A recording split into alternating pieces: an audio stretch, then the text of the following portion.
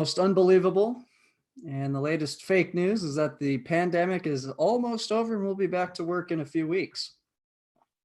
So today's update, we're going to go over the big news that's hit in the last 24 hours, really the last 12 hours, and then look at our optimizations in our portfolio. Okay, so let's go ahead and start off with the big news that's drove stocks to new levels, and then some of the most important interviews that give us a little bit of depth into what's really happening here. Okay, so the Fed is clearly freaking out and doing everything they can to try to keep the markets intact, to keep the credit markets alive. At the same time that we're having record unemployment, companies are shut down. So it's quite clear that economic growth is severely being impacted.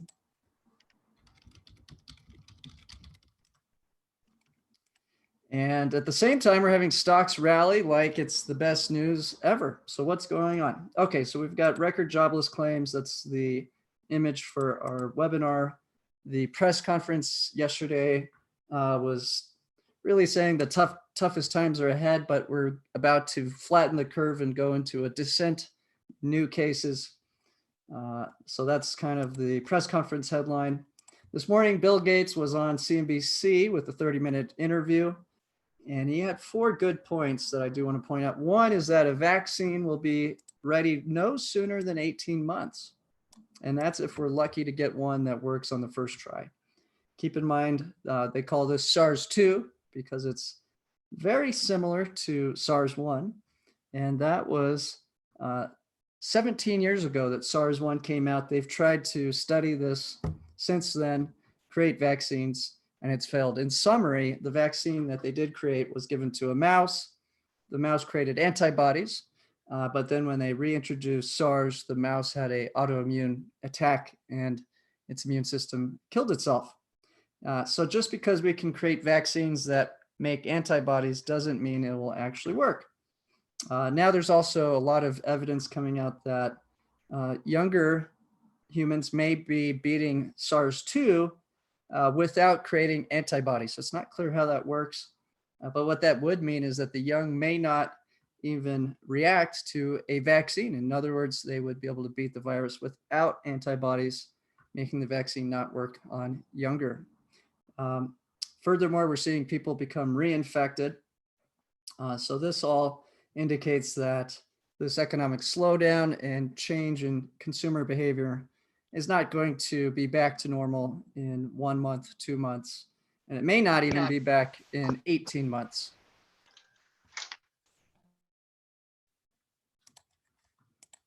Okay, so that's part 1. 2, he went on to point out that America's quasi lockdown is not the same as what China did, which presumably worked, although we already have video clips coming out of China of people flopping over dead in the streets again.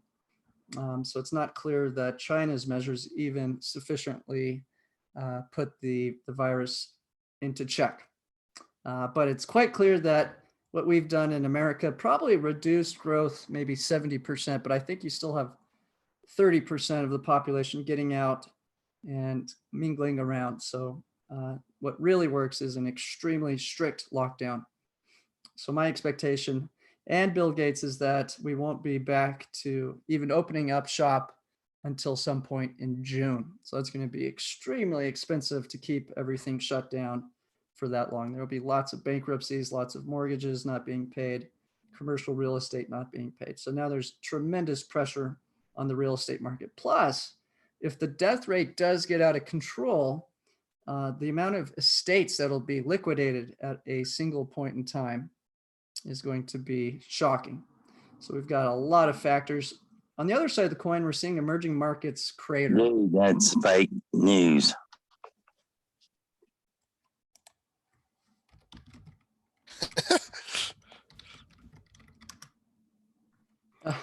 On that, Jason, it's so funny. I actually just text our friend that has a trust company here to let me know when he sees forced liquidations in 87122. Sure. So you think about it, if someone passes away, the whole process of going through all that takes months. So we have this lag effect that's going to hit the economy like a train. So that's all coming. He did suggest that, and thanks, Dean, that's great to have some insight, just like we have Oscar on the health scene. He did suggest that there will be some therapeutics that can work in 4 to 6 months, which will help save lives, but it won't stop the spread or the push that's going to create problems for our medical system. And again, he does expect America will stay locked down until June, and that when we do reemerge, there'll probably be no large crowds and very specific select businesses that can reopen. And they're going to have to open with much more strict protocols. So masks, social distancing, tons of cleaning. So it's still not going to be the world we're used to. So again, this link in your teaser will go to that 30-minute interview. It's very good. It is curious why Bill Gates is so involved in this and so ahead of the curve. So I'm not going to go into that conspiracy because I really don't know, but I would say he's a leading expert. And Dean was pointing out their new website to track this is extremely detailed, lots of breakdowns and data. Okay, but what was even more important last night? Well, we had a whole sling of celebrity political figures go on and really bash China, and also try to help the American people understand why there's going to be a loss of constitutional rights. So we had Attorney General Barr do a 30-minute interview, which again is linked right here. Big message was that, yeah, he hates that we're losing our constitutional liberties, but government has the right to do this if there's just cause. So that was a 30-minute interview, really prepping the Republican folks who follow Fox to understand why there's a lockdown that will continue. And she went on saying, we can't go to church. When are things going to go back to normal? Will they ever go back to normal? And he sure dodged that bullet in every way, shape, or form. Okay, Peter Navarro had an interview this morning, or rather last night, and just totally bashing China in regards to covering this up. So the lineup we're looking for to short the Hong Kong dollar is slowly but surely emerging, which we anticipated months ago. So that's very good. Mike Pence came on as well with a similar message, but also trying to give people hope that there was light at the end of the dim tunnel. Although I'm afraid we're just barely entering the tunnel. We're nowhere near exiting. So we've seen them slowly but surely change the tune from this is not as bad as the flu to y'all need to stay inside because this is going to get really, really bad. In the next 30 days are surely to get really bad. And really the only metric I'm now interested in is the best leading indicator. So we just don't have the capacity to test 7 billion people, which is what we really need to do. If we really wanted to have complete control of this, we literally need a real-time tracker of whoever has this nonstop. But what we can do is at least test those who pass away in a hospital. Now, I don't think they're testing necessarily everyone passing away in their homes, but we do have enough test kits to test those who are passing away. So I think this is the best, most accurate piece of data, is to look at the total death count globally from this virus. And when we see this flat line for no less than 30 days, that will be a sign that at least the first wave is starting to subside. So until that happens, I highly, highly doubt that we have this under control in any way, shape, or form. So the death count rising at an exponential rate is a leading indicator that we do not have control of the spread. So as soon as we do see this slow down, that'll be around the time that I'll be looking at getting us into a stock position, and probably quite some lag after that, because we do see periods of, and again, this was simply due to a lack of testing where we had this slight drop right here. At the current pace, considering all of the lockdowns globally that are quasi lockdowns, I would anticipate that instead of in the next 15 days, we get a 10-fold increase in deaths, that perhaps in the next 3 to 4 weeks. So in 3 to 4 weeks, this will likely hit the 880,000 mark. But it's the following 30 days after that, which will probably get extremely scary, as we could potentially see it go another tenfold after that in the next 30 to 60 days, bringing us into June. So hopefully by June, this will flatline and start to actually slow down. Okay, so what else is going on in the news? Fed came out with two big things. Really what's instantly giving us this pump in the stock market is that they've stepped in and purchased the junk bond debt. Everybody wants to get out of their junk bonds, are able to sell. And we had a huge spike in the junk bond market. So first they came in to LQD, the investment grade bond fund, which is all your top-notch companies in the S&P 500. And now they've come in and rescued all the junk debt. So what are the corporations going to do with this? Invest in a new model so they can profit in the future, or buy back stocks? Probably they're going to buy back stocks and dump insider shares is what I'm expecting. So CEOs know that they're in deep trouble, and providing more and more debt does not create economic output.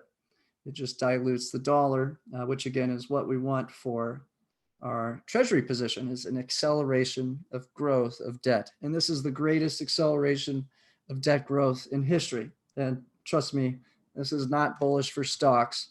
This is bullish for bonds. Okay, so the method for doing this is called a special purpose vehicle. These are special entities created by the Treasury that are borrowing money from the Fed to buy these assets. So I would suspect at some point they will come out and also create one of these to buy stocks, but not until we have another massive leg lower, which again, we've seen the administration do this time and time again. They pump the stock market as hard as possible before you have a series of really bad news.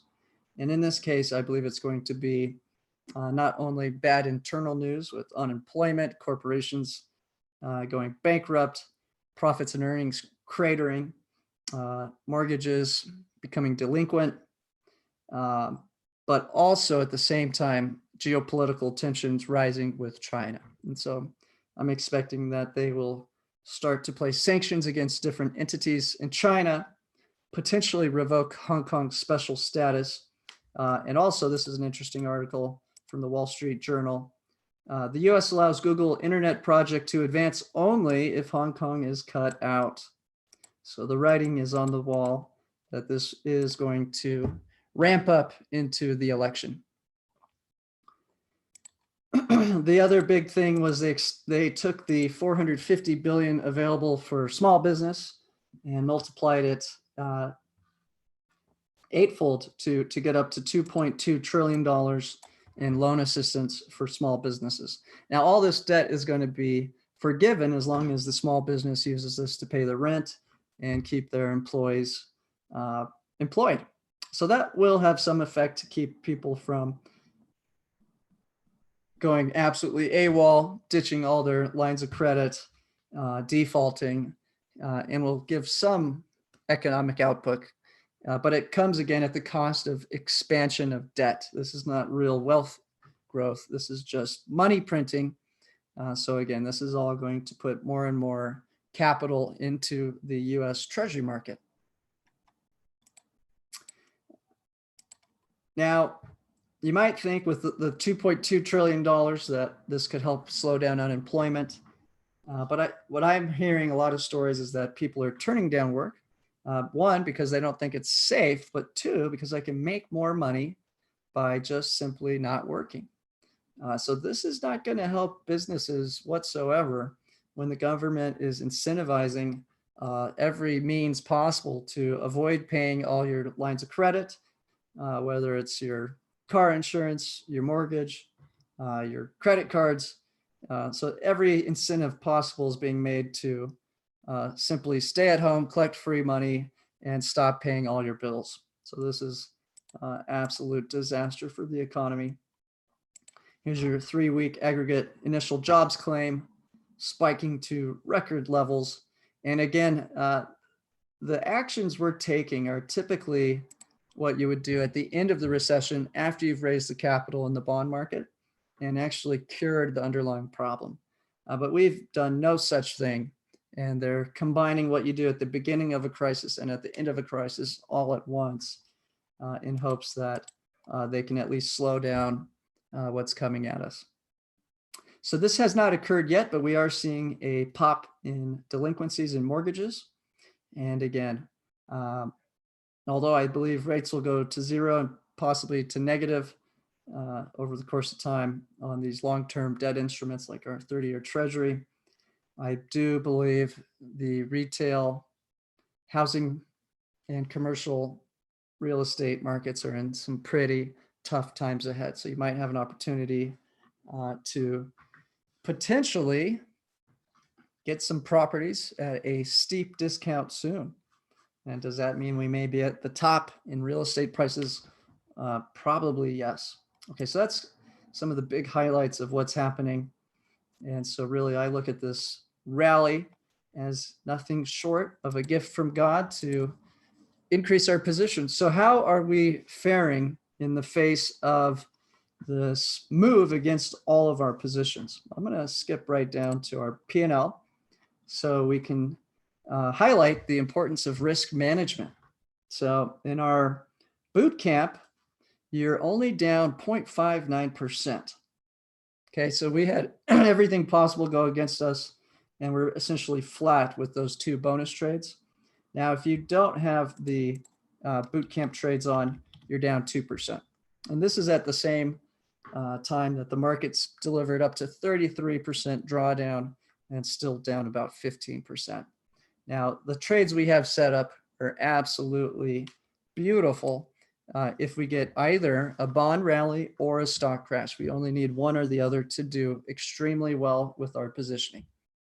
So I know that everybody's upset that we missed this rally, and nobody likes to see their put options lose value. But in the grand scheme of things, we've done proper risk management.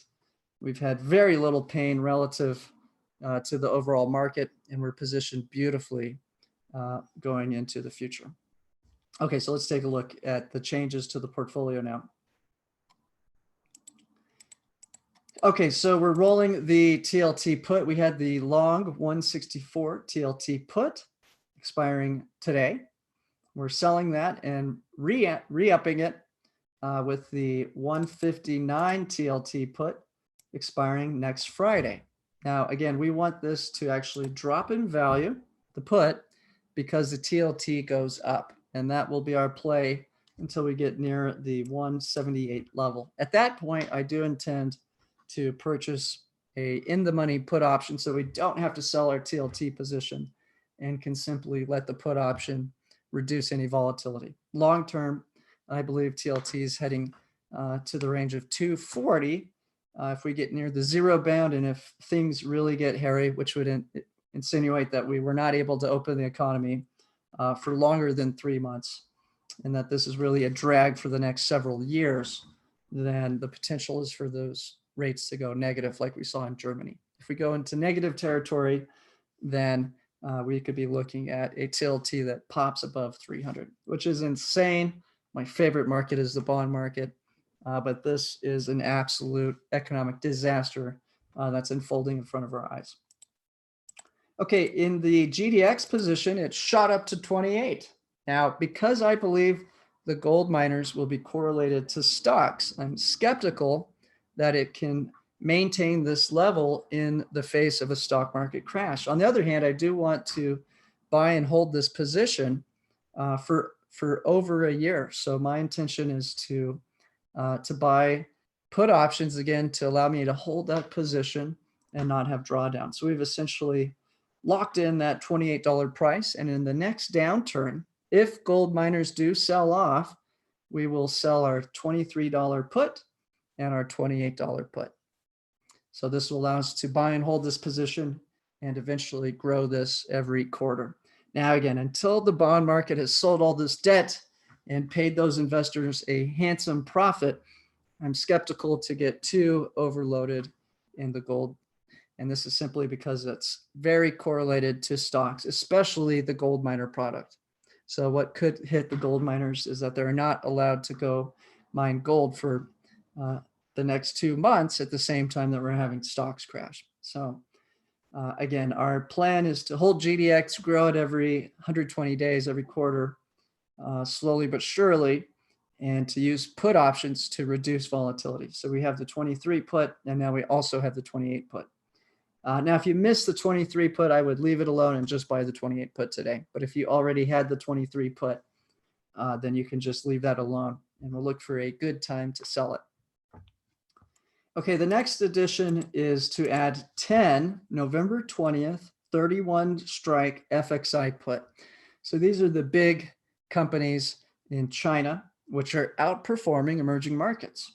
So my expectation is that the blame for economic pain in the US will be placed on China, rightfully so, and that we'll begin to see sanctions against Chinese companies, specifically Huawei, as well as there's just so many ways Americans can place economic trouble on China. So one of which could be revoking Hong Kong's special status, which again leads to our Hong Kong trade. Now in our boot camp coming up in an hour and 40 minutes, we're going to review that Hong Kong trade. I did officially alert to get $1,500 into your Forex account per 75,000 if you're in the boot camp. And we're going to review that trading opportunity in great detail today for our boot camp. The software platform updates are almost done. I do hope to get that out to you this evening. And so next week we'll review the big updates to our platform. So again, per $75,000, we're picking up 10 $31 strike November 20th FXI puts. In the worst case, obviously this would go to zero and the stocks keep rallying. In a good case, China, and I forgot to mention another obvious sanction likely to hit China is to restrict capital flows from American pension funds, retirement funds, and potentially even the entire US stock market to allow capital to flow into Chinese companies. And the reason why, the easy reason why is because they don't allow audits. That's basic SEC law. All American companies have to perform audits. China does not allow that because it's against the Chinese law. So I could see products like FXI being actually wiped off the board completely. So similar to the Hong Kong trade, where we hope their currency is just simply dissolved, which could lead to a 10,000% return with almost no downside risk. The same sort of strategy is being deployed on this 31 strike put. So that would be a huge move by the US and very aggressive. But if we did get a 50% correction, starting at a level of, I believe, 38 currently on FXI, even if they don't completely take FXI off the map, this can be an extremely, extremely profitable trade for our portfolio. So again, that's 10 of these put options per $75,000 in the portfolio. Okay, finally, if you didn't have these 3 call options on TLT, I have greenlit them today. TLT has pulled back a little bit, not a whole lot, but enough for me to say these trades are good. If you already have them, you don't need to add them. But if you didn't, as of yesterday, I would add those today in my portfolio. And again, the basic fundamental analysis to pick up or down on Treasury products is simply if the debt is accelerating its growth, then it must create lower interest rates over the course of time to benefit those investors buying this debt. And so this remains my highest conviction trade with the least risk is the 30-year Treasury, which so far they haven't really put a lot of money into. They continue to feed the Treasury with the T-bills, which the Fed buys almost exclusively. And I believe they're slowly but surely going to convert that short-term debt into long-term debt as they get the interest rates as low as possible. So if the US government is going to pick up who knows, trillions and trillions of new debt. They want to do this at the lowest interest rate possible. Okay, so that's a summary. Now below that, I do have another summary that really reviews the entire positioning. So I'm gonna go through that now. And I've highlighted anything that's changed as of yesterday in purple.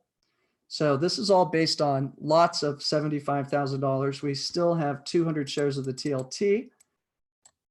We still have 400 shares of GDX. These are our only long equity positions at this point in time. We sold our 164 TLT put and we picked up our 159 TLT put. So you can see I sold this and I bought this. Now these are not new trades for existing members, but previously for the last several weeks, these were said to be a hold, but not a buy. Today I have pushed those to a buy. So now you have some extra leverage betting up on the bond market for the next several months and weeks coming up. GDX, we left open our 23 GDX put, so it's a hold, but don't buy this today if you don't have it yet. Simply buy the $28 GDX put. So again, that GDX 28 put will wipe out your profits you've accumulated on the GDX, but it protects your position. So in the worst case, we're wrong on gold and it just keeps skyrocketing higher. Well, good for us. We're going to pay off these puts with the appreciation of GDX. My long-term outlook for GDX is to hit anywhere from 80 to 120, as it looks like we're going to be printing money for a long, long time, which devalues fiat currencies relative to gold. There's a shortage of gold, so gold miners have a very attractive business model as long as they're allowed to get out there and mine. So again, my expectation is that GDX will pull back with the general stock market at some point in time, and that's when we'll let go of these puts and then sit back and let GDX appreciate. I really believe the gold miners have one of the best business models out there for the next 5 years due to this excessive amount of debt that's being accumulated worldwide. But we have to keep in mind it is highly correlated to the stock market. When stocks go down, gold goes down, especially gold miners. So is it possible we get a divergence because we're doing rate cuts and QE at the same time? Yes, and that's the only reason why I've jumped the gun to begin building our gold position. If you're in our emerging markets put, that's still up very nicely and in the money. It's a hold, don't buy. We bought a new, more leveraged snipered attack on China. Remember, emerging markets covers a great deal of countries, including South Korea, Taiwan, Russia, India, all sorts of different big economies covered in emerging markets. That position is doing very well, and we will need to sell it relatively soon. Hopefully we can get some volatility no later than mid-April to late April. I think that's the latest that this bull market can last, although I do expect that it's going to be a sudden vicious drop. And if you're not positioned, you will miss the drop. Now, keep in mind, when you go back to the 2008 crash and almost any crash in history, there's only a handful of days that deliver the losses. So a few big limit down days with the open market and a few limit downs in the future market deliver all the gains in your put options. So in the course of a 1 year, 365-day crash in 2008, it was really just 3 to 5 days that delivered most of the downside move. So you have to be very patient when you're trying to play a stock market crash. So as you can see, I'm very timid to make changes and was very slow to add to our put options. And that has paid off because now we have a very high level to enter into this position. Here's our current SPY positions. This is where we have the biggest losses. And the good news is we have tons of time premium. This big move up will help create extra volatility if our prediction is correct. So probably next Friday, I will be adding a few extra put options in different strikes or different expirations, or potentially increasing these, as I believe we'll be getting very, very near the tipping point by next Friday at the latest. So that's the last piece of the puzzle that I do intend after that, we're really going to have very few changes to the portfolio and can really sit back and relax. Again, once we do get a big crash, I believe some point in August or September will be our opportunity to rotate some of our cash and sell some of our bonds, call options primarily, and then jump into a long equity position, which again, I like the healthcare, biotech, medical device, e-commerce, and military ETFs specifically. Okay, so let's take a break now and do Q&A. Let's start off with the chat box.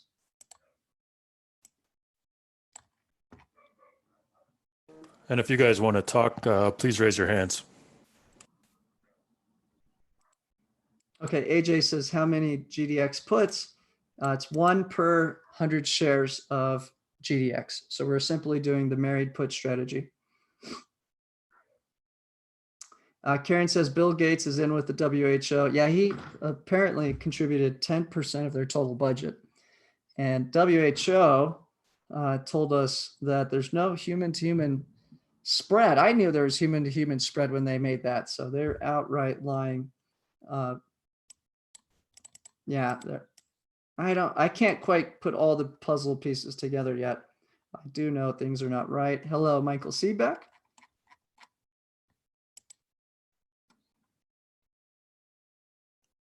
DD says, please repost the link. I wasn't signed on to see it. Which link are you looking for, DD? Karen says, global elites go finger. Okay, let's go ahead and take some audio from the crowd. Let's start off with Mark Stoley. Yeah, you were reviewing all the positions and they were all written out quite clearly. Where do we get that information? I don't see it in the email or anything. Yeah, you should have this in your email right now. And the title today was Once in a Lifetime Trading Opportunity, Several New Trades.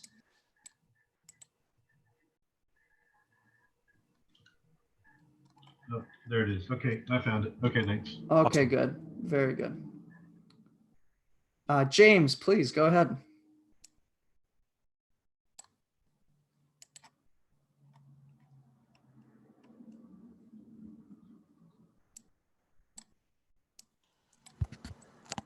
You might need to unmute your microphone, James.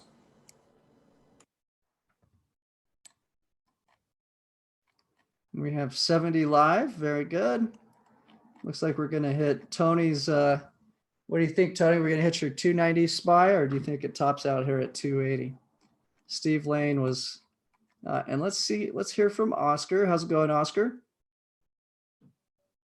Everyone needs to, I've got everyone locked up, so it's Yeah, going to be harder than normal to unmute.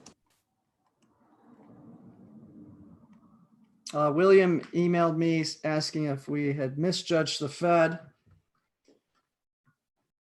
And Talk now, Oscar. oh, go ahead, Oscar. How's it going? Okay, how are you, Jason? Doing great. How's the front lines looking? Well, I've officially run out of room in my ICU, but we do have other areas that we've basically are using strictly for COVID patients. So, you know, this talk of it's beyond us isn't being seen at the clinical level. So I don't buy into that anymore. I'm listening to your lead.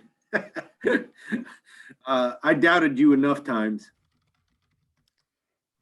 Well, yeah, you know, this is my simple way to understand if we really, so this is what the market's rallying on, is that everybody's projecting we're going to taper out literally in 6 days, which is a complete joke. But yeah, Jason, my only concern, and you've heard it, the market could stay irrational much longer than you can stay solvent. I just don't, you know, the 290 is an area that has significant resistance, but a crash through there could probably take this up, not substantially higher. I can't see it having new highs, but the market is irrational at this point. Yeah, I'm really not concerned about it. So they've pumped some money into the corporate bonds, and they've increased the balance sheets of all the central banks. But the bottom line is, what comes next is going to be simply horrifying from all aspects of the economy. So Yeah, the sugar high should eventually wear off.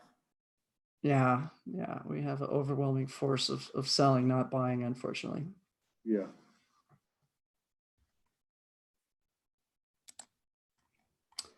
And yeah, we're really not suffering that much considering how crazy of a move we have. Pat, go ahead.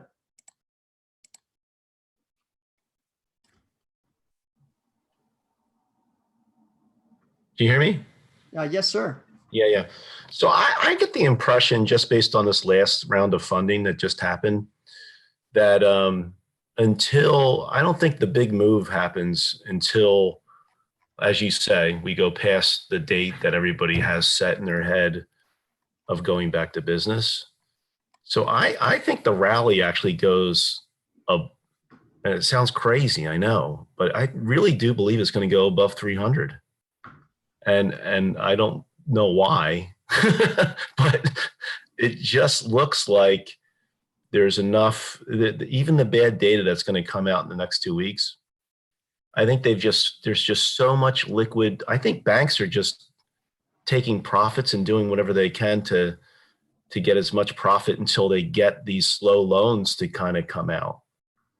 And I that's what I'm seeing. I don't know if if you have any idea of timing in your head, because I mean, I have all the. So I think the big move right now, guys, is primarily everybody had to cover their short position as this rallied. There's been almost no real buyers. This is almost completely is Nothing. everyone covering their shorts. Yep. And now we have CTAs pushing it up. So Nomura's predicting that no later than April 22, this will peter out. So they're quite accurate at predicting technical moves like this. But again, the key word is no later. And what we want to remember is that we're really at a once in a lifetime opportunity not to bet up on the stock market. If you think you have a once in a lifetime opportunity to bet that stocks are going to go up for the foreseeable future, I've got news for you. I It's don't the believe exact that. opposite. You have a once in a lifetime opportunity to bet on a crash far greater than the last two. And Yeah. so I really want to point out that most of the downside moves happened in 2008. It was literally 5 trading days that delivered 90% of the down move. Yeah. So this is an opportunity where yeah, if you don't have the trade, you're going to miss it. So I have my trades in and I followed everything you did, and I love them. I don't disagree with them.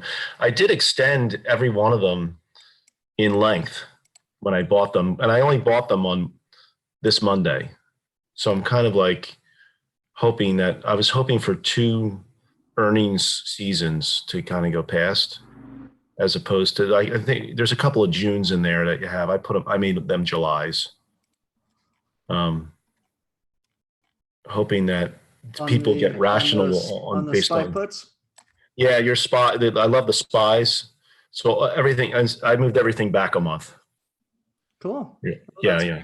Just because I'm worried that people aren't smart enough, like everybody else other than us. So anyway, I it's crazy. This is going up. So anyway, that's all I wanted to say. Thank you. You're welcome, Pat. Thanks for the commentary. Yep.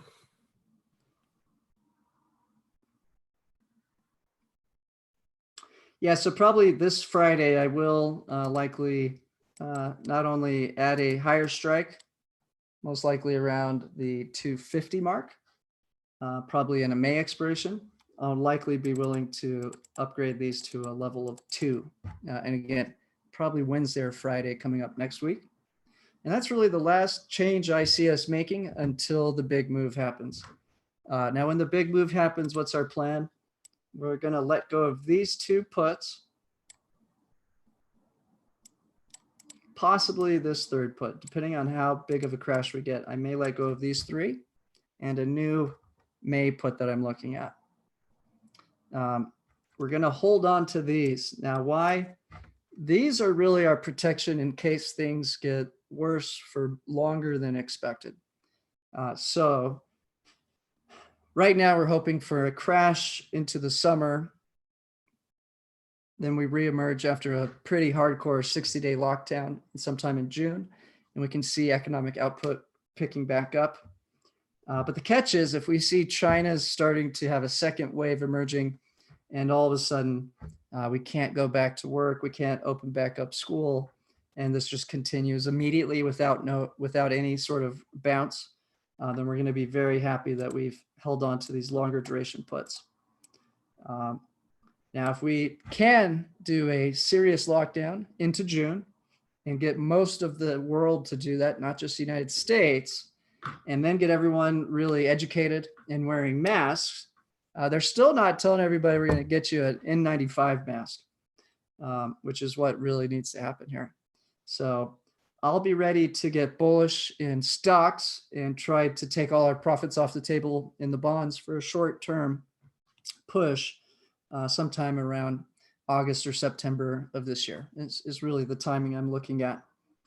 And this will really allow the data to come out as to unemployment rates, the growth of the debt. And the big thing that's going to punish markets is when they start to move the short-term debt into long-term debt. And so that's going to begin hogging all the resources and forcing capital to find its way into treasuries. So they haven't started doing that yet, but they will. And again, the tab that's being picked up by the US government is just tremendous. We're quite likely to double our national debt in the next 5 to 10 years. So take 100 years of debt and double it in 5 to 10 years. That's what we're looking at right now if we keep this up.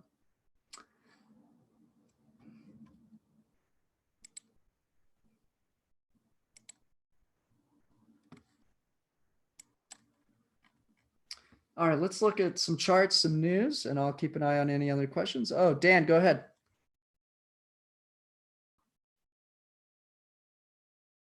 Hi, guys. So great work here. Thanks a lot for everything. Quick question on the GDX, excuse me. So I have a large position in based upon my portfolio. I don't have the put yet. And so my question on that issue is, you mentioned I got some clarity on that when you said you expected GDX to go to, like, I hear 80? Yeah, so we can look at the last crisis for a little bit of a, and again, I believe this is no less than 10 times worse than what we experienced from the mortgage crisis. So this was the playbook last time, okay? So government realized we had around 30% of the low grade mortgages defaulting, which represented about $300 billion in direct house loans, but they turned these into derivatives and repackaged them to the point where it was about $3 trillion. And funny enough, guess how much they had to add to the balance sheet to get us out of that hole? They added about $4.5 trillion under Obama's watch with this move up here. So that was the expansion of the money supply during the 2008-2009 mortgage crisis. And so the game, the playbook is always to incentivize bond investment. So if you have banks love troubled businesses because they can go in there and give them a convertible note that essentially allows them to default on the note and take over a big stake in the company. So they love finding troubled businesses who are desperate for cash. The problem is if the underlying cost of the sector in trouble is too great that no single bank can afford to bail it out, and it's going to be a systematic risk to the entire economy, well, then we have to let the government come in and paper up the problems. So 2008, that's exactly what happened. And it ended up costing us about $4.5 trillion added to our balance sheet. Now, the strategy again is cut rates, which it basically creates a risk-free environment for banks to borrow from the Fed, buy the government debt, hold their bonds, and then they introduce quantitative easing after the money's been raised and after the problem's been covered up. So this didn't happen. What's happening today is not what happened in 2008. So again, gold miners rallied when we began to devalue the dollar by taking the bonds off the bank's hands and sweeping it under the rug, as I like to say, into the Treasury's coffer, into the Fed's coffer, not the Treasury's coffer. So the Treasury issues the debt, the big central banks, primary dealers buy it, and because of the low interest rates, this drives the TLT higher because of yields going lower. So this has happened every crisis like clockwork. Then after the money's been raised and the underlying problem's been resolved, that's when the Fed typically rewards those investments and announces quantitative easing. And that's when gold miners tend to rally really hard. Now, this time around, it's not 300 billion. This is to the magnitude of tens of trillions of dollars in global economic losses. As the more months we go with everything shut down, the worse this carnage is going to get. So the gold market is really confused. On one hand, it's highly correlated to stocks and always has been. Yesterday we did look at the very few times that it has broken paths. And the only time it has broken paths with the stock market was that it had a few months leg up before stocks rallied. So it's hard to distinguish whether that was really the gold miners just front running the rebound in the bigger stock market, or if it was really a true divergence. So that's why I've been willing to have a small gold miner position, despite believing the stock market will pull back massively. The fundamentals for producing gold are better than ever. So what are the risks? One, systematic selling. It's highly correlated to stocks. The same people are pumping and dumping markets are doing it with algorithms in correlation. And so we've seen that Bitcoin, gold miners are actually acting as a leading indicator to either good times or bad times ahead for the bigger US stock market. So that's my main concern, is that in one hand, we're doing massive quantitative easing, which is very bullish for gold and gold miners. But on the other hand, my expectation for the S&P 500 is, as you know, very negative. So that's why this trade really does a lot of value for us. By having the 28 put, we're essentially giving up. So I bought this at 23 with a 230 put. So I had to get to the 25 level to generate a profit. We just got to 28.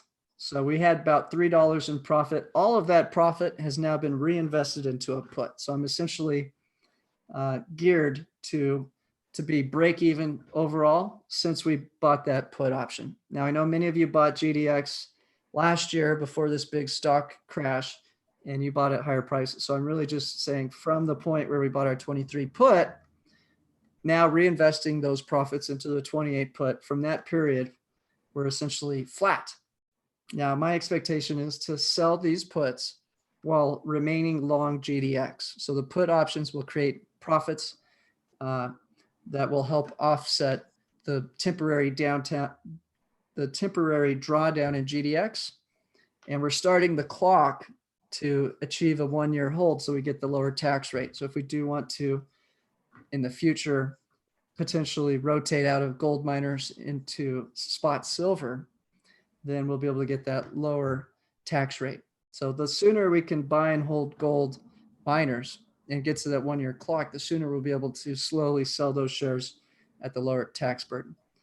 Now, if I'm wrong and stocks just keep rallying, what could I expect to happen? Well, I'd expect gold miners to keep up and go much further. And again, let's look at gold miners in the last crash, hit 60. So that was with 4.5 trillion expansion of debt. That took several years. We've just expanded 6 trillion in the period of 30 days. So yeah, I think this could go substantially higher than it did in previous time periods. But yeah, let's look at the outcome. So if we're wrong and gold just keeps going higher, we now have to pay off the put option we bought. So I'm about break even from buying the 23 put. So any upside from here will really be profit. If we do get a significant pullback, we're going to have a short-term gain at the high tax rate on our puts, and then we're going to just remain long our gold position. So this could potentially crash to the $15 to $20 level, I'm afraid. And if that's the case, we'll be happy to remain long and just let go of these puts. And that's really the plan. In other cases, this might keep rallying. And if it never crashes, fine. The puts expire worthless and we have huge upside potential on this position. Yeah. So does that make sense, the sort of logic on that one? Yeah, I have a large position here for me, and I'm averaged in the 27.50 range. Okay. And so, by selling a $28 put, I mean, Buying, yeah. buying a $28 put, I have a little bit of room. Of course, I'm guaranteeing that I get $28, but as long as it stays above 28, that's going to expire. Correct. And yeah, it gives you, so we now have protection through 515 and 821 at different strikes. Okay. So unfortunately, I do expect that there's a high risk of volatility in gold miners, Bitcoin, all these different inflationary hedge products. Well, if you can figure out Bitcoin, you've got a scoop. Yeah, well, so Bitcoin's highly correlated to the stock market, so we can look at that.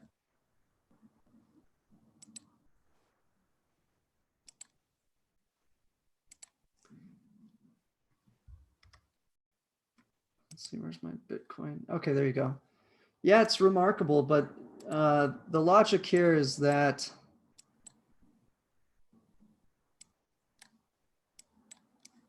let's zoom in on that. Yeah, almost without failure, Bitcoin has acted as a leading indicator for what the stock market will do. It's just such different price. Let me try to.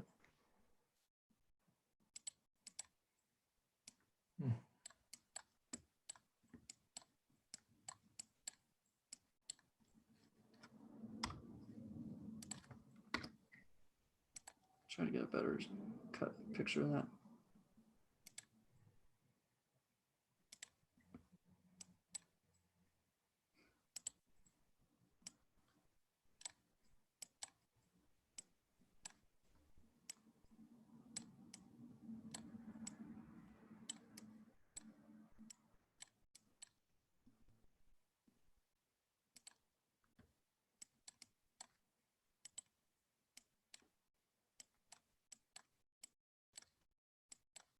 We're gonna have to zoom out to a bigger time frame.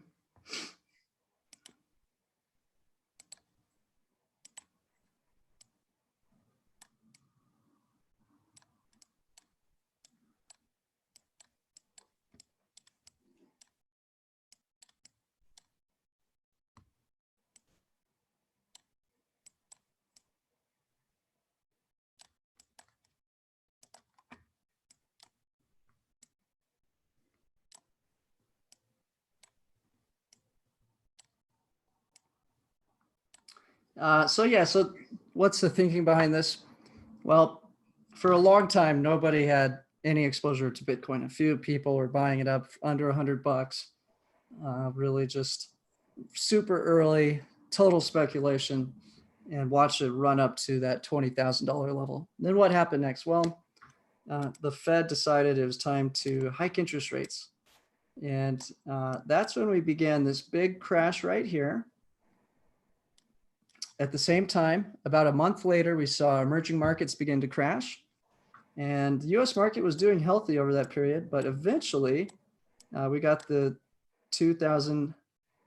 end of the year stock market crash, which we called the Christmas massacre right here, which is hard to see. But we all remember that big drawdown right at the close of the year. This is when the yield on the Treasury on the 10-year hit 3.5, which is just too good for banks to turn down. So we had a 1-year heads up as market after market began to tank. Oops. Sorry, guys. Let's just go to this chart.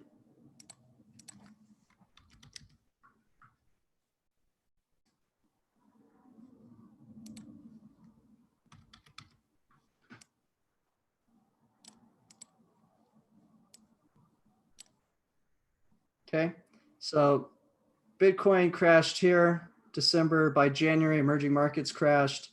And then by October, the US stock market crashed. So it does act as quite a good leading indicator. Now, then we came in, we decided the forward guidance was that we're going to stop hiking rates. We did the famous Powell pivot by February, and you got a big rally into Bitcoin, and you had a pretty massive rally into stocks, except we had some volatility in May, we had some volatility in August, we had a big upshoot to close out the year, which you can see in the Bitcoin. And then what happened? Well, US stock market did not start to sell off in January, but Bitcoin sure did. And then we had this crazy bounce recently, and you can see Bitcoin actually was rebounding here. Let's see if I can zoom in on that.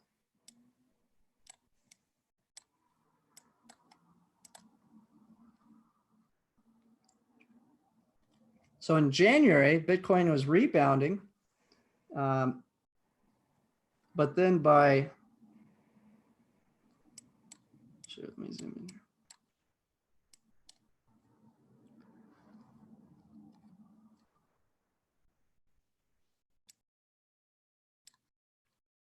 Okay, so let me go to a weekly chart. Haven't been enough months this year to see it at that rate. So here's an example of Bitcoin crashing right before we had the big crash in stocks and also rebounding. So if I scroll through periods of time, Bitcoin takes off, stock markets rally, Bitcoin starts to sell off, and we tend to have downturns in the stock market. And you can see a high level of correlation to these two. I would have thought it would have been more correlated to gold. And gold's highly correlated too. So let's pull up that chart. This one's a little, because Bitcoin's priced at such a different level and it's had such extreme moves, it's really hard to see that chart. Let's look at this one. Okay, so in this chart, we have spot gold, gold miners, spot silver, and SPY. So SPY is purple, spot gold is green and red, gold miners is orange, and then yellow is our spot silver.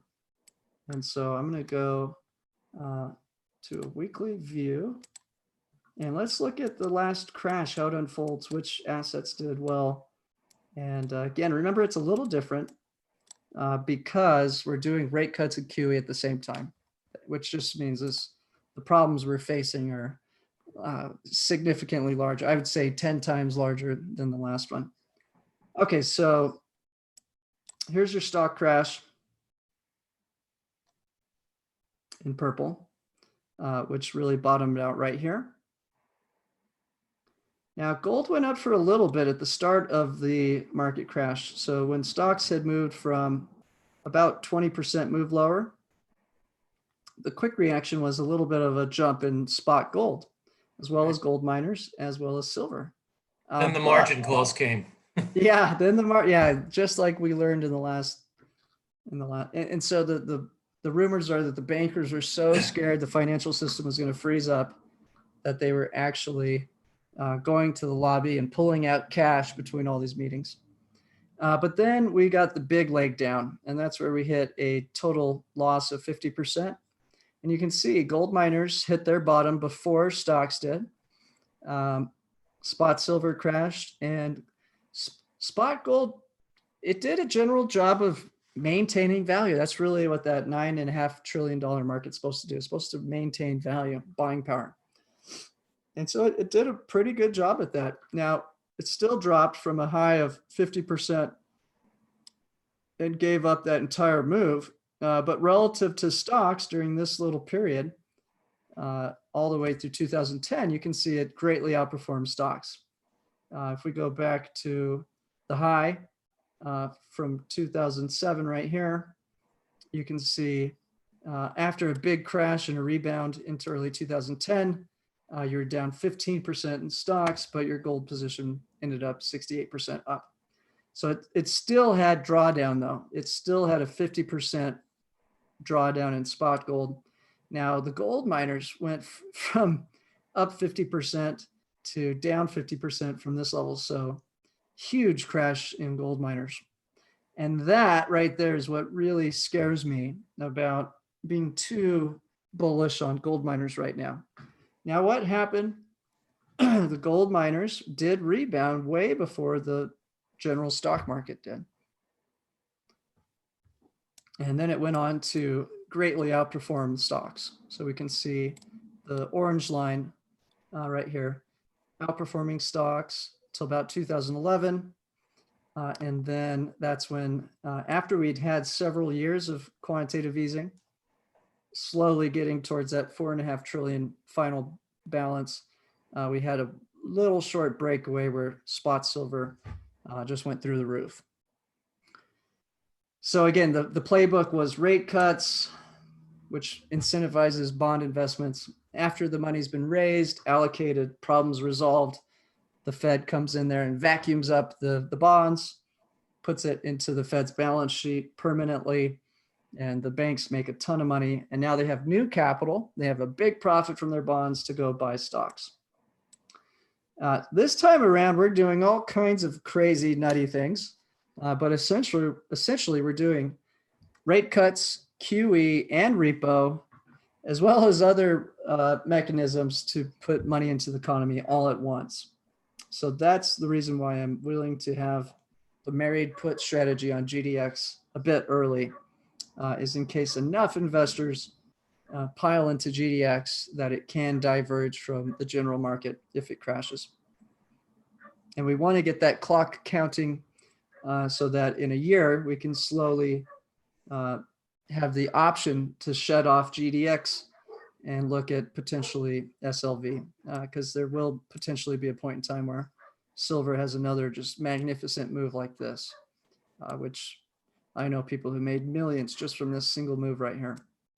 And again, big spikes in gold miners, spot silver, usually short-lived, several years. It really depends on how long we have to keep devaluing fiat currencies, which really depends on how long our economic shutdown is going to last, how long it takes to get a vaccine, and when we can get economic output back up. So that's sort of the 1-2 punch I'm looking at for these. Now, I do want to point out that gold did very well during the crash in terms of less losses. And it initially had a knee-jerk reaction when the first down move began. But when the big crush happened, it did take gold with it. And so I do believe the same pattern could emerge in the next big leg down in the S&P 500. Pat, go ahead.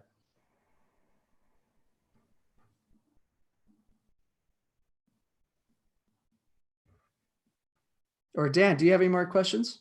One more, and that is, would you remind me what the put is if you own the GDX now? Yeah. So I'm picking up, I'm not recommending grabbing that 23. Right, I don't need that. Just buying the 28, one put per 100 August. shares. August, okay. So if we're wrong, and there's no stock crash, there's just so much money from the Fed, what's going to happen to us? Well, I still don't think we lose on our TLT. No stock crash is required for TLTs to appreciate. Okay, so that's one. Where would we lose if there's no stock crash? Because they've just pumped so much money that this does not crash, which again, I highly, highly doubt, but we're going to lose on these. We're going to lose on these, but GDX will rocket. these, I believe, will be a slow grind, almost without question. This is my most highly confident trade. Yeah, on the 160 and the 170. Yeah, so really our risk here is all the put options that we have are what are really at risk if stocks don't crash. But I highly, highly doubt that. Now, if GDX pops up towards 60, who cares if you lose your 340 or whatever it is to have your downside baby. protection? Yep, Yeah. 3.25. Yep.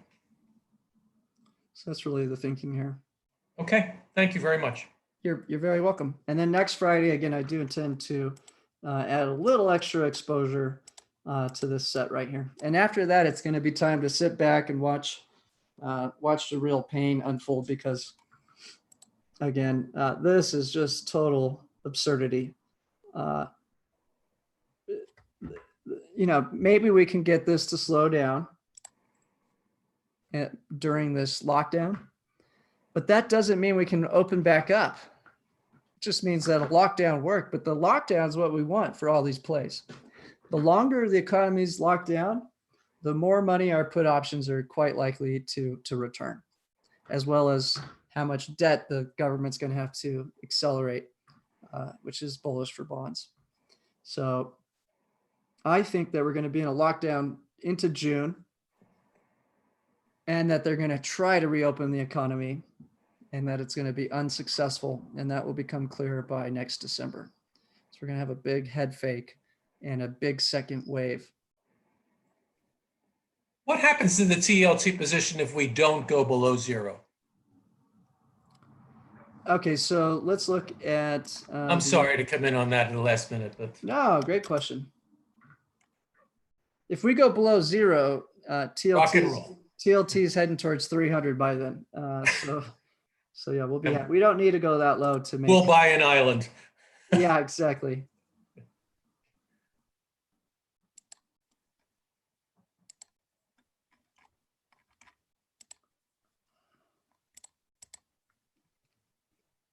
And even without a crisis, unfortunately, the growth of debt has been a addiction that governments just can't resist. And I'll show you. So, I mean, just look as we're scanning here, guys, to look at the general trend of the bond market.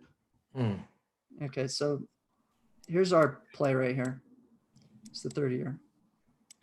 So we're starting in the 90s, and we're just going to scroll to the bottom. 8. We had a print at 9. 7, 6.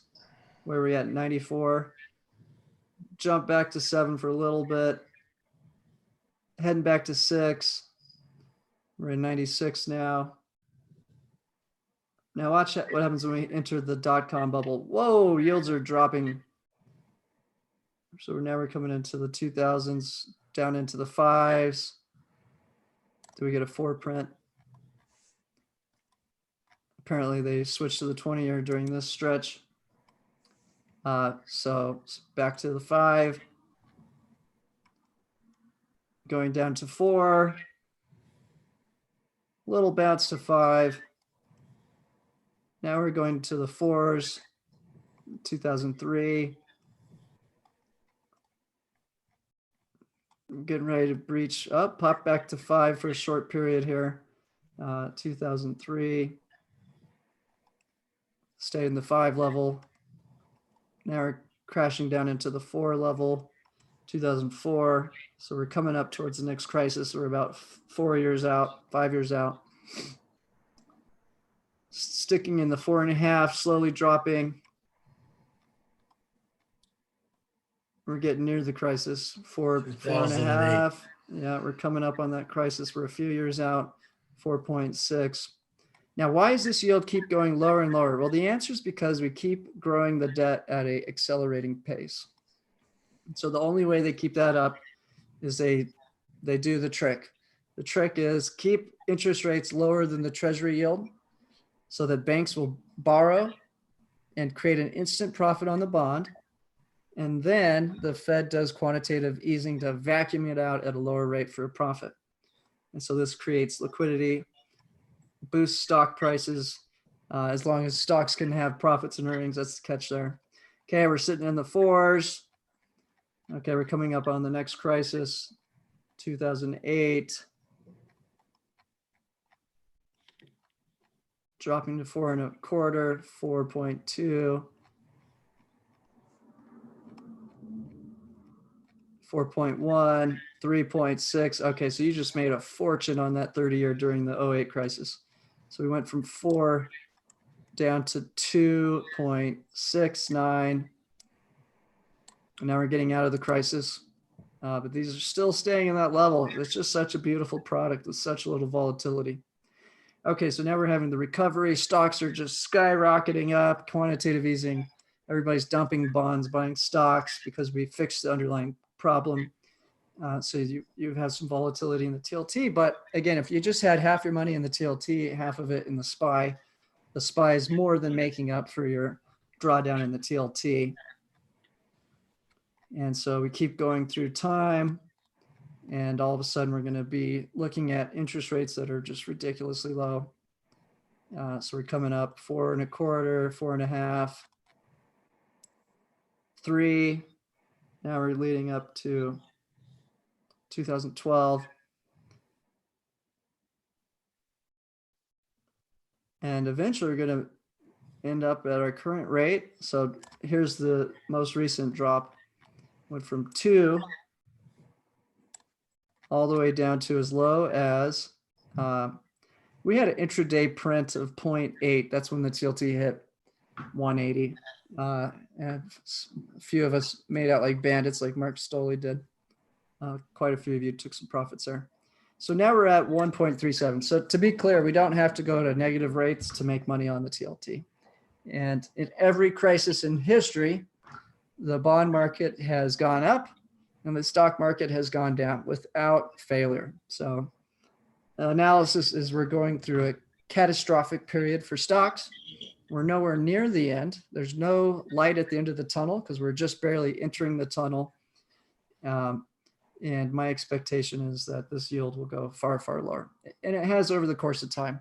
The simple reason why is if this fails to continue going lower over time, then you end up with everybody selling the US debt and the government can't be funded. If it does want to be funded, it's going to have a high interest rate, which it can't afford. And so the government's a little greedy beast that keeps hogging up resources, growing its powers.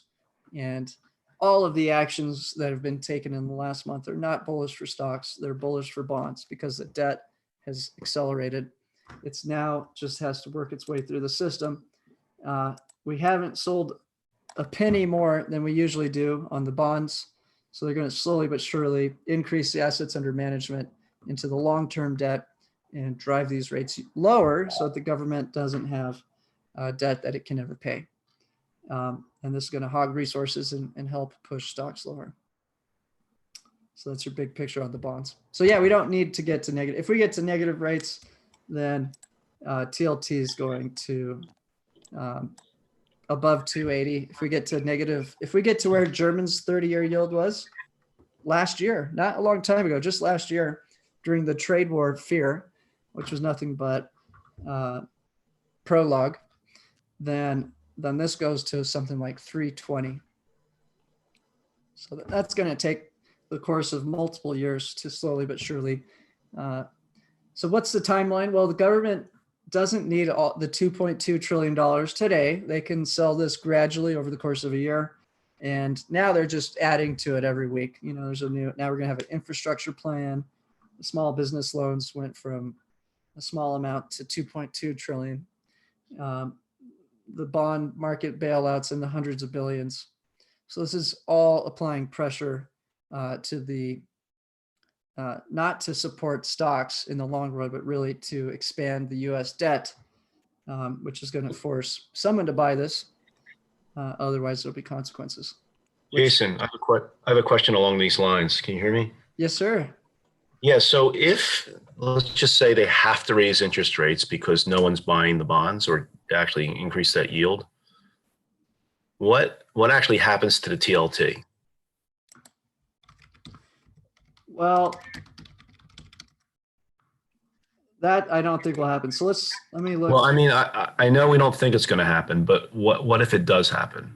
Yeah, I so just- the TLT is directly related to the yield. So if the yield goes up, TLT goes down. Okay, got it. Yeah, it's just a direct proxy to the yield. Okay. But yeah, what does that mean? If the yield went up when we're trying to grow debt, that means everybody who's holding debt in these yields. So let's look at how much debt is at risk. So really, So this block I is really at risk. I totally agree with you, but I'm trying to figure out is where we're getting so much debt. And I think what you said was China and Russia are playing with us with the whole, trying to drive us off the dollar.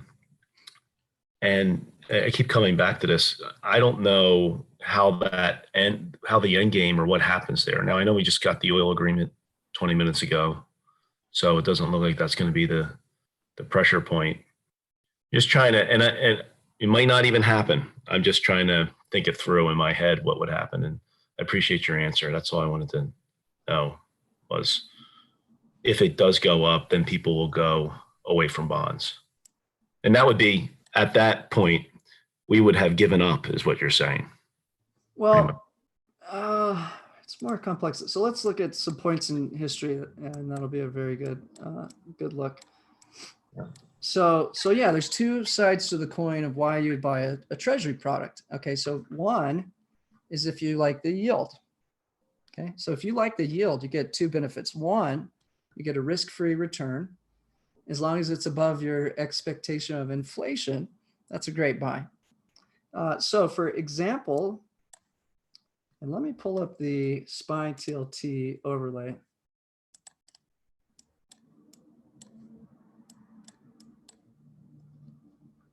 Oops. This is what we want.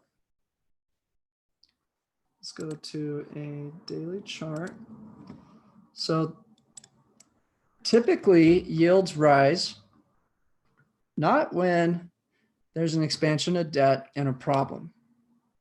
They typically rise when things are too good because all the money wants to go to the stock market. Okay, so the best example of that is when Trump came into office and he reduced corporate taxes, which instantly made corporations a magnitude more profitable. And it gave the Fed the confidence to start hiking interest rates. So the last time we actually saw yields really spike, and let's look at it on the yield curves just so we can see it.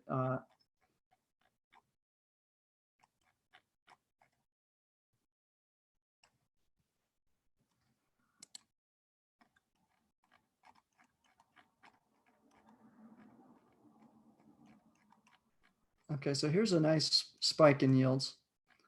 And let's just look at 2018. So 2018, and now the 10 years like right here. So look at this column. Stock market's rallying, gangbusters. Trump economics is just making corporations super profitable. They're buying back stocks, record everything is being broken. And this lasted until, so we'll just keep going. Look, it's slowly climbing. So when times are good, we're still printing big deficits. So that never changed. So Trump came in with $1 trillion a year deficits. But the economics for corporations was beautiful. Lower tax rate, more stock buybacks. So the overwhelming trade was to buy stocks. And we had this huge rally. And look what happened to yields during good times for the stock market. The yields rose, okay? Until we get to October.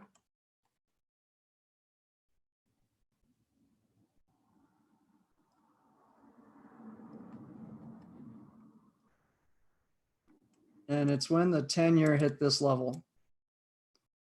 All of a sudden, this 3% 10-year yield was just too attractive to turn down. And so from a bank's point of view, they can leverage into this product. They can understand that this is going to attract massive amounts of capital. And so what'd you end up with? You ended up with people selling stocks, leveraging into this treasury product because you can't lose. If nothing else, you hold it for 10 years and you think inflation's around 2%. Well, if you do a 10 times leverage trade into that, you're making about 10% a year on your money with almost no risk. Because at the end of the day, you just hold it, collect the yield, and then you get your money back. Or if you believe that this could cause so much money to rotate out of stocks into bonds, then you realize not only do you have a guaranteed risk-free play, but you're also going to have the potential to flip the bond. Because if the Fed sees stocks crash, they tend to come in with either rate cuts or QE to try to create liquidity. And so what happened after we hit the 3% yield on that 10-year treasury, we got a vicious sell-off to close out the year, and that yield dropped. Okay, so if stock market's going up, yields tend to rise. And that's really the best giveaway that this is really a big manipulation. Because look at this. Stocks have risen 30%. How much have we lost on our TLT position? 27 down to 24 and 24.8. So we've lost 3% on the TLT value during this magnificent recovery of 30%. So typically you'll see somewhere around a 1-to-1 move in the worst case, 1.5 move on the TLT. So I'd expect that if this was a real recovery and not just a pump or people covering their short positions and then CTAs chasing it up, then we should see this crash by 15%. So TLT should be way lower, but the bond market's not buying it. And that's really your best giveaway. So without failure, every time in history, if rates go lower, that's because there's economic trouble ahead and a stock market crash. And that's when bonds rally and stocks go down. So that's really our best giveaway that this is not a real recovery. Pat, go ahead. I do think your mic's muted though.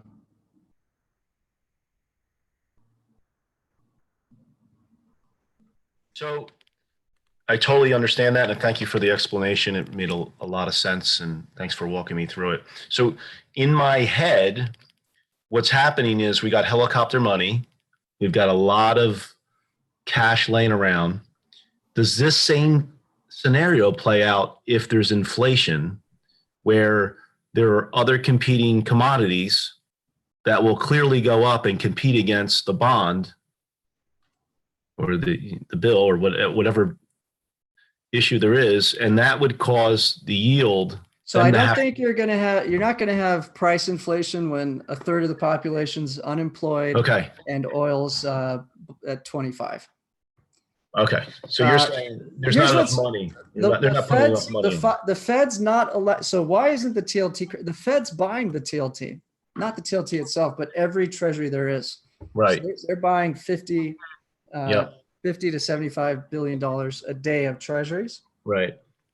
So they're not going to allow the bond market to crash because they need to sell. They're probably going to have to sell something like $10 trillion of debt in the next 3 to 5 years to paper up what's happened. Right. So if they let that yield go for a little bit, then they risk everybody who bought debt at current levels selling.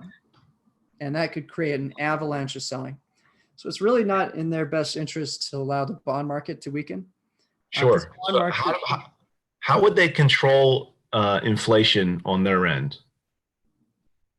And I'm sorry if everybody else is, I don't want to have just this. No, you always have great questions. So first of all, there's plenty of inflation that they ignore. So it's really not necessarily the inflation. It's when they decide it's time to hike interest rates. Okay. And so I think that's actually what they're going to do. And when we look at the scheme of trying to punish China, my expectation is we take rates super low.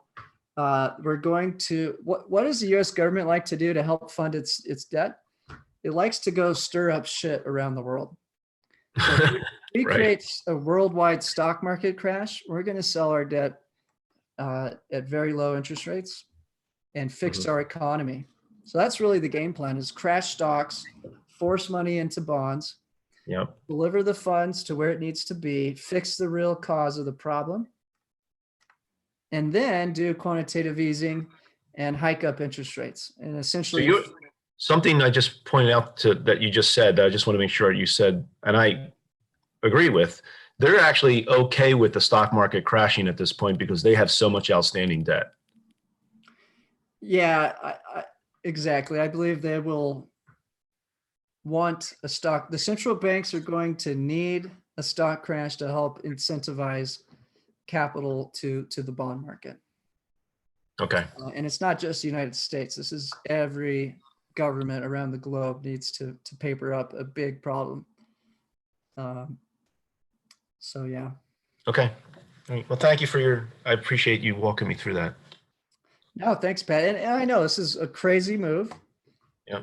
We're barely down. Yeah. And now we have a better entry point into our puts. So yeah, I think that not only will they let stocks tank, because think about the banks, what do they like to do? They like to gobble up companies. So if they can make a huge profit lending money to the government that they know the Fed's going to buy back for a profit, and then they Right. can turn around and buy stocks half off, 75% off. Right. So yeah, the Federal Reserve protects the large banks. Not anybody else. Yeah, they're not out there to protect everyone else. And CNBC was floating the idea, and obviously other people have been floating the idea that they're going to somehow buy something that's stock related. They can't buy individual stocks. But you think, and I kind of agree with you, that they're not really going to make a big effort on it. Well, I don't think they will at this level. I believe they actually may do that Later, much later. later on. Yeah. Okay. So right now every move they've made is really to, so far it's all been debt that either can be forgiven with the small business loans, but all the corporate debt is going to stay on those corporate books. Got it. So corporations are going into further and further debt. Insiders know their business isn't going to make money. So the insiders are selling. Yeah. As people become unemployed, they're going to be selling. As people are passing away, they're going to liquidate their entire estates. And at the same time, we're going to have to drive trillions of dollars into the treasury market. So that money has to come from somewhere. Yep. Great. Dave Anthony has his hand raised. And Dan O'Connell as well.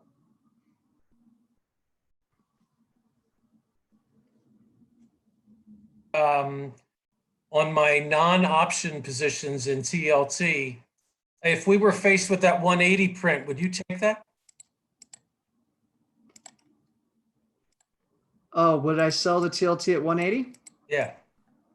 So I'm going to have to give two guidances at that point. So my intention is to actually hold no matter what on the TLT and assume that people are following our program with a cash account. Right. So I'm going to buy the 180, and I think more like 177 is probably more where I'm going to look at. I think the 1% yield, which it didn't close at, so it was just an intraday.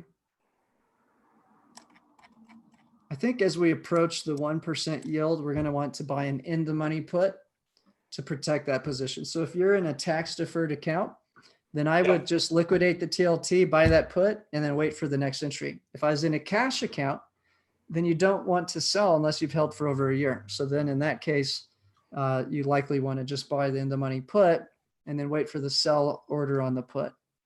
Now that's assuming that we go to the 1% yield and have a little bit of resistance. But yeah, that's my general thinking, is that the next big move will drive this to 1%. And probably that's going to be like around a 3 to 5 month move to get to that level. Dave Anthony, please. Thank you. And thanks, Dan. You're welcome. Yeah. Hey, Jason, how you doing? Doing great. How are you? Good. I had a question on the June and the September SPYs that we're holding now. Since they've dropped in value, did you say that possibly on Friday you're going to double down on those? Yes. Next Friday, I do intend to add some exposure to these positions. Okay. All right. Perfect. Thank you. Yep. Yep. So yeah, these positions went right into the money the first day we put it, and then just went completely against us, guys. So I understand the pain of watching your puts do that. But keep in mind that one, we're nowhere near the end of the trouble. The debt has not been sold, not even close. It hasn't even begun being sold. And that's really the big mechanism that's going to punish stocks, is that we have to reallocate resources into the bond market. So still highly confident in these trades. In fact, I would argue if this is all you did, nothing else, just stay in cash, put these trades on, you're going to be a very happy camper over the course of time, especially if you're now entering today at such a huge discount. Let's see what kind of discount you have today. So we're down anywhere from 75 to approximately 50% on these positions. So yeah, I will look at adding risk. I do want to give us another week of time to do that though. So today we just put on those China FXI put and the gold miner put. William, please. And Michael Seebeck next. I didn't want to expose my ignorance. With the TLT, the bonds, they're not buying these for the interest rate. Is that correct? Right. Because Correct. that interest rate is a joke. Correct. So how do they make a profit at that? If you buy a 10-year note or a 30-year note at 1.37%, you can almost make that much as having it in a shoebox. Right. So we're absolutely not buying it for the yield. So yeah, the value of the bond is directly proportionate to the yield. So the lower the yield, the bigger the value of the bond.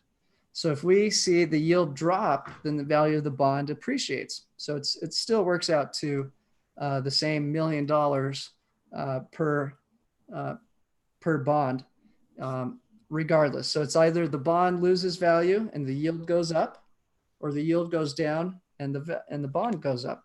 So we're betting that the yield will drop and the value of the bond will go up. So then they turn around and sell the inflated bond price to the Fed?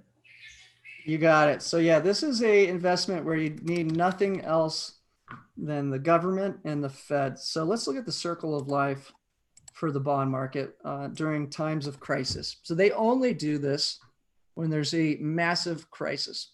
The more acronyms that the Fed comes out with these different loan services to different institutions, you can count on the worse it is in the real economy.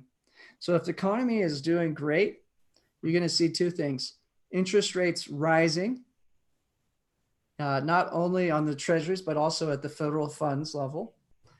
So that's one. And then two, you're going to see stocks going up while interest rates rise significantly. That's usually what happens in a good environment. So the Fed's raising interest rates, bond yields are going up. And why? Well, the government can't get funded because the economy is so strong, everybody wants to put their money in a high returning stock investment. So in good times, bonds go down and yields go up. In bad times, the opposite happens. And so the Fed only takes action when there's bad times. So we know obviously that we're not in a good time with unemployment skyrocketing and debt growing at rapid pace. So here's the life cycle for a crisis and why people buy bonds, not for the yield, but to flip the bonds for profit. Okay, so the Fed drops rates to zero, which they just did. And this allows primary dealers to borrow from the Fed for free and buy a risk-free investment from the Treasury, who's issuing the debt. Okay, so that's step one, is basically primary dealers who by law have to buy that debt, have a risk-free way to buy that debt and hold it forever and make the yield. Okay, so they cannot lose. It's a great deal. But it doesn't stop there because they do want to incentivize a sort of a circle of life for bonds so that they drive yields lower. Step 2, primary dealer picks up the debt at a yield that's greater than the loan. So in this case, 0% loan, and they're picking up, here's what they're earning right now, anywhere from, and the Fed's actually buying almost all of this right here. So they're trying to stop this from going negative right now.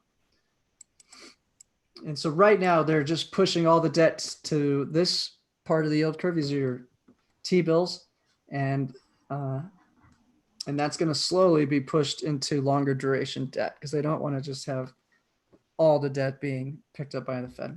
So right now a bank can borrow for free and buy this entire spectrum of US debt products for a profit. They cannot lose. There's no way they lose, period. They can just sit on that for eternity until the duration of the bond.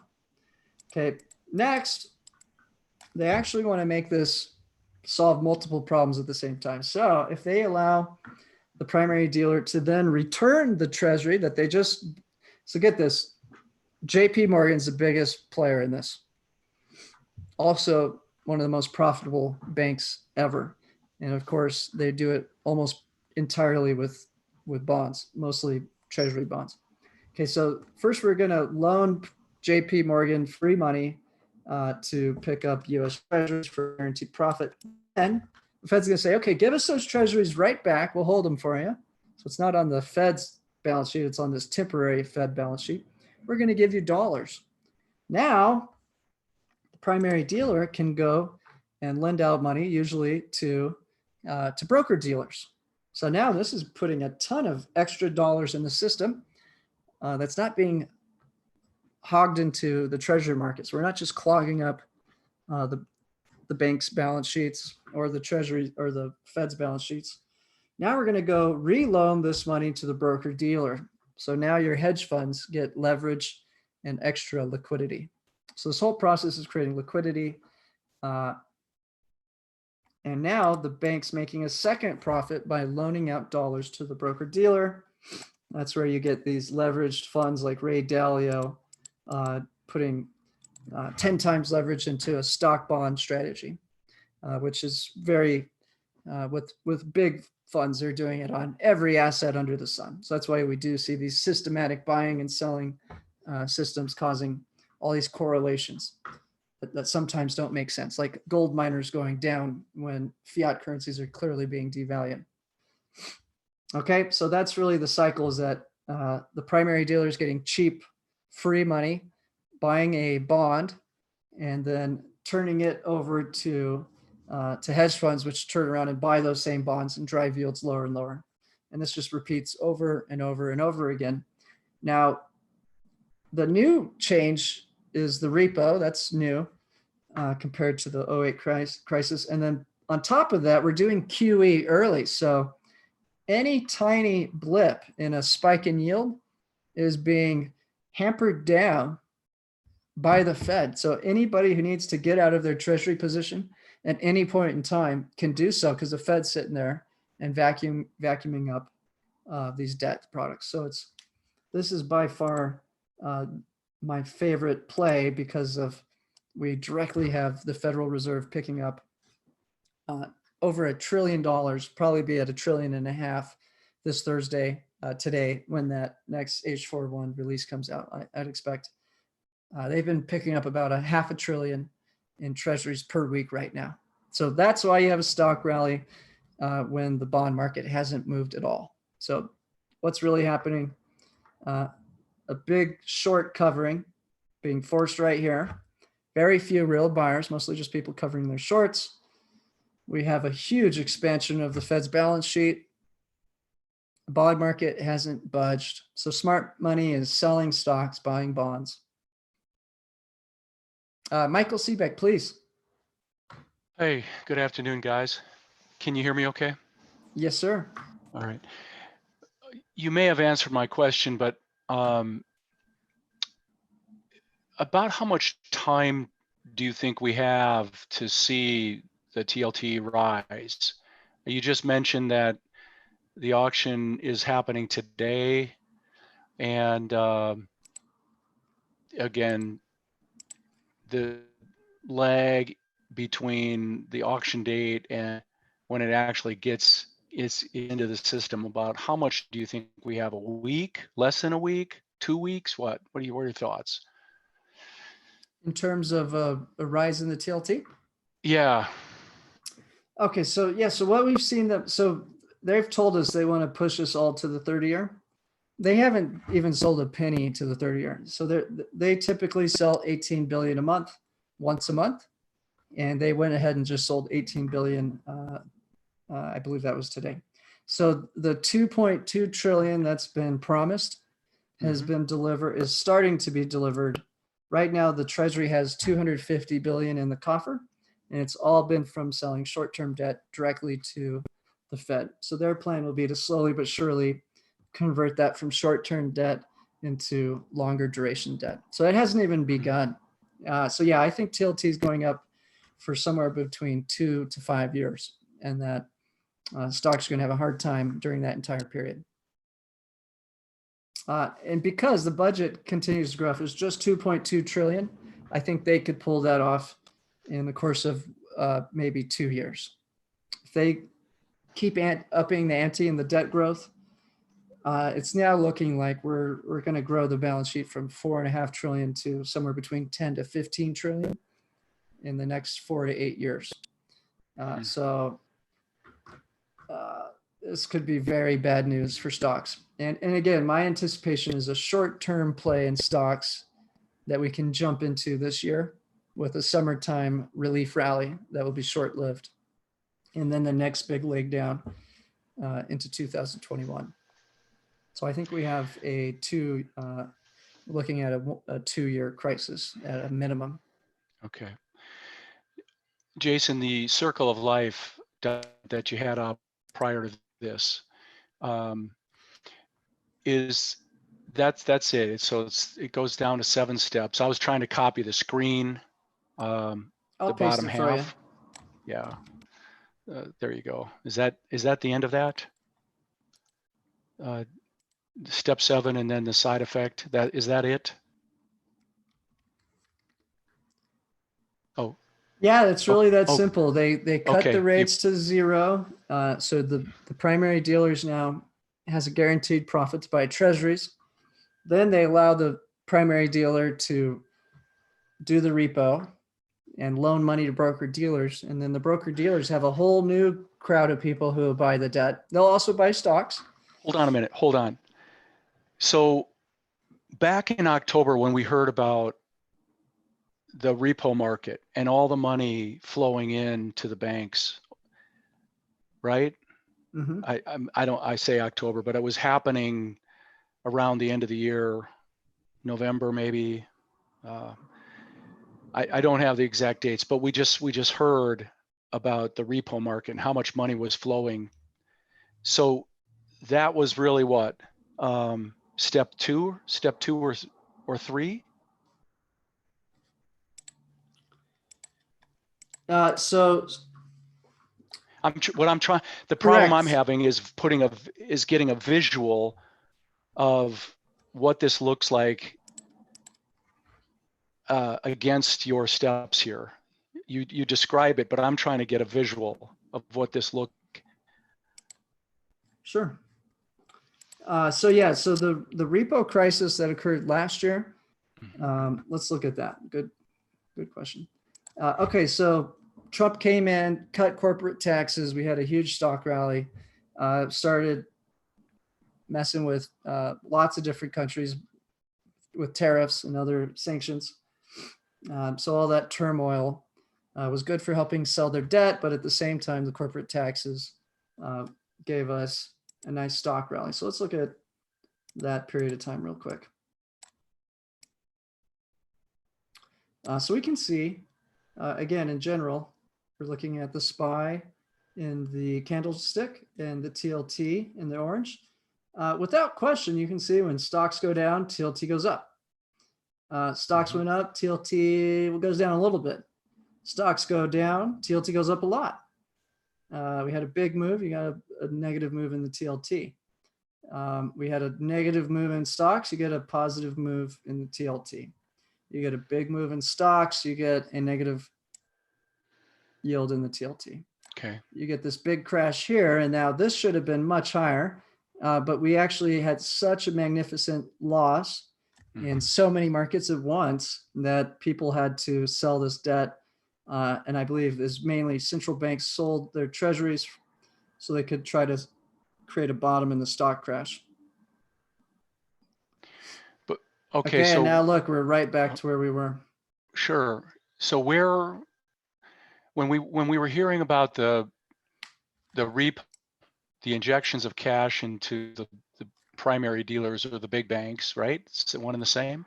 Okay, let me explain that. So stock market was so attractive because of corporate tax cuts that the primary dealers were having to pick up the tab in US debt products. So the primary dealers actually ran out of capital that the money markets had no liquidity. So you literally could not move money around in the banking system because of all the regulations from the 2008 crisis. The banks had their hands tied. So the repo market in that instance was because we couldn't sell the debt. Primary dealers were buying it. Great conditions, stock market's rallying. We had to create a repo to free up capital in the banks, in the banking system. So that's what happened during that repo crisis. Okay. That's unrelated to what we are going through right now, right? Yeah. So what we're going through right now is like a smorgasbord of every type of stimulus you could possibly do. The only one they haven't done yet is directly buying stocks. So what have they done now? They've created massive QE. So they're not allowing bonds to crash. So I believe with the update today, we'll see that they've bought. It was $1 trillion last Thursday since this all kind of started to go down. And that was in 2 weeks. So I would bet that we have another $500 billion added to the balance sheet, maybe more. So it only costs $1.5 trillion to get a 1 month recovery with extremely low liquidity, and you forced a ton of people to cover a short position. So it's very low trading volume, no buyers, just big gaps, huge gaps. So complete market manipulation. And really the giveaway is that TLT didn't budge. So we basically have a setup where JP Morgan can get free money from the Fed, buy debt for a guaranteed profit, take that debt, loan it back to the Fed, and make even more money fueling the broker dealers. Now the broker dealers have to take a real risk. They have, real profit losses that they have to sell to their shareholders if they're a hedge fund. And so they have to make the investment they think is going to make money. So do they think buying stocks? Do they think, here's a real question you should ask yourself to have confidence. Do you think profits and earnings are going to grow or decrease for the next foreseeable 12 to 24 months?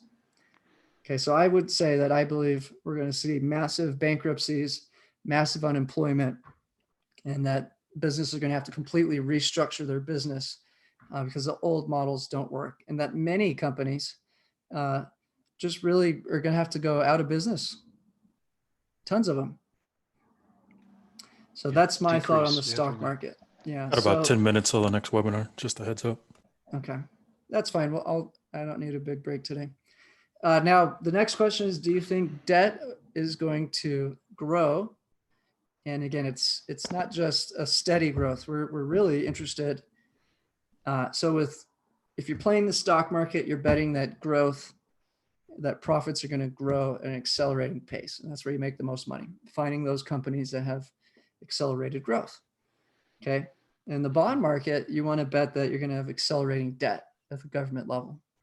And that's just a hell of a long-term trend. As we just looked for the last several decades, Yes. The government likes to take over things and grow its debt, and now they're growing it at the fastest pace in history. So this setup could not be better.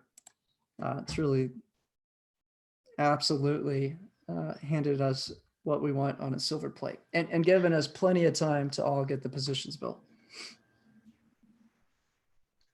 Yeah. All right. Thank you. Yeah, you're very welcome. Jack. Let me guess, should you buy Tesla? No, not yet. No, I'm holding my foot on my Tesla, and I'm losing a lot at this moment. You know, Elon's rotated to making ventilators, so maybe he's got a new business. Maybe Tesla becomes a ventilator manufacturer. But anyway, the question that I have is that on you said that a primary bank will be getting money from the government, and they ask, how do they, if the interest rate, if the yield is so lower on the TLT, why do the bank has to buy TLT? Why don't they get just straight to the broker and run it to them, and they're making more money?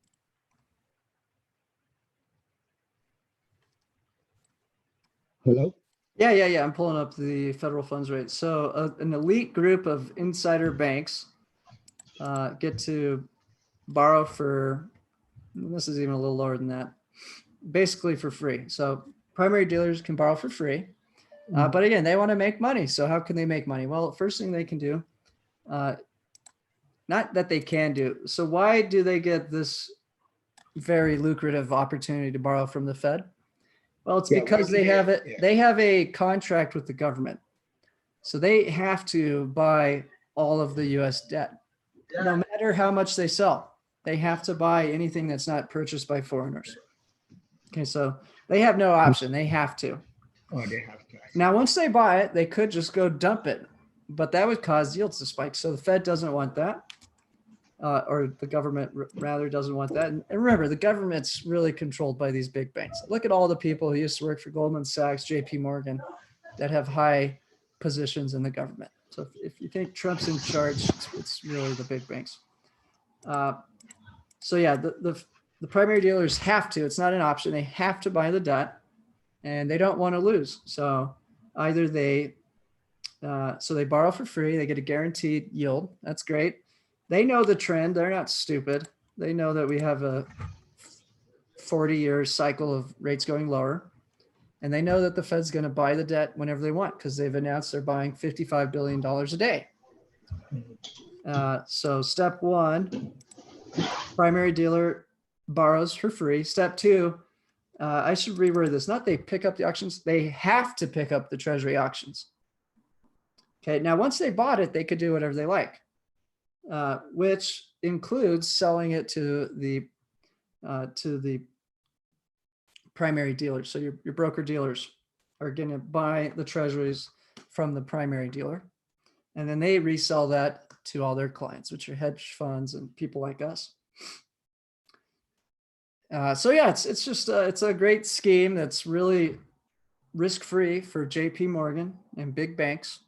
They cannot lose. They make money when they take the 0% loan and buy the yield. They make more money when they hand it back to the Fed and then loan money to broker dealers.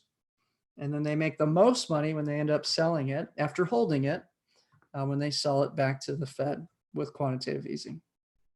And so how do we stop this incentive? We hike rates back up. So as soon as we want to stop the incentive for the bond market to rally, we want two things to happen. We want the deficits to reduce, and we want to see the Fed hike interest rates, which I do believe they will do at some point in time. Yeah, DD, I got out of GLD just to make the portfolio more simplified. And it popped today to that 158. So if you still have it today, you can get a better return on that. But we have the gold miner position. Okay, guys, I do need to shut this webinar down and launch our bootcamp webinar. So we'll see you guys all back. I think most of you are in the bootcamp, and we're going to cover that Hong Kong trade, which I'm getting very close to pulling the trigger on. Jason? Yep. What time is it? It's right now, so it'll start in 7 minutes. You're gonna start in 7 minutes, okay. Yeah, so you guys all have a link to join the new webinar if you're in the boot camp. Okay, man. Okay, wonderful, guys. Thank you so much. We'll see you guys, most of you, in a few minutes. And again, we're going to review the Hong Kong trade. And I do think I can finish our spreadsheet upgrade, get that out to you by tomorrow. And then next Thursday, we'll cover how to fill it out.